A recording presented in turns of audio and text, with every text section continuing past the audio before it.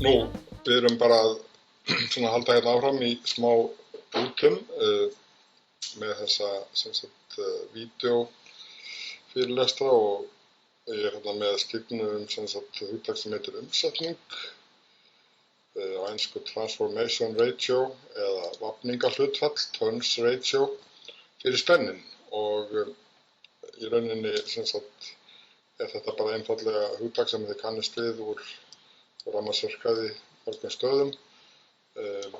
Hlutfallið